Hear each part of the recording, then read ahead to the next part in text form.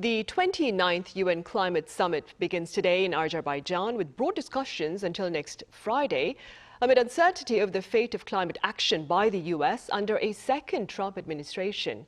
Our foreign affairs correspondent Bae Eun-ji reports.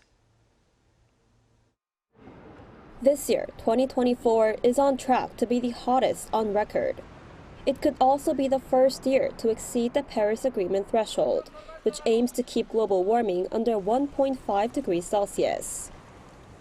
15 of the past 16 months have broken temperature records. And today, the World Meteorological Organization and partners tell us that 2024 is on track to be the hottest year ever recorded, almost 2 months before it ends. To address climate change, officials from almost 200 countries have gathered in Azerbaijan to take part in the United Nations Annual Climate Summit, the COP29. From South Korea, a delegation led by the Minister of Environment, Kim Won-suk, will take part.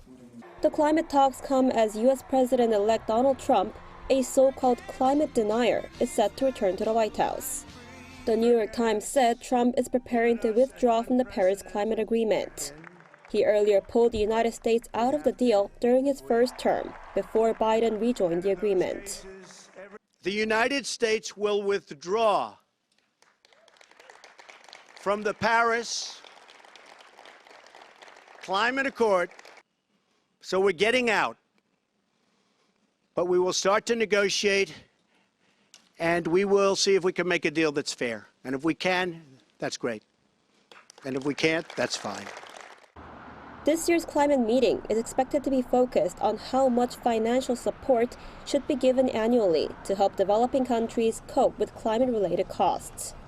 During a COP summit in 2010, developed countries agreed to mobilize $100 billion per year by 2020. But countries failed to meet the goal on time, and in 2015, the goal was extended until 2025. However, with the possibility of the U.S. withdrawing from the Paris Agreement again, there are a lot of uncertainties and concerns remaining on this issue. With this election result, we really get very concerned that all the talks are now going to be what will happen in the absence of the US and the US not meeting its finance goal or even reversing some of the mitigation policies that Biden administration brought. That is going to be at the heart of the conversation at COP29. The COP29 is scheduled to take place until November 22nd, and all eyes are now on whether countries will be able to agree on a new global climate finance target for 2025 and onwards. Bae Eun-ji, Arirang News.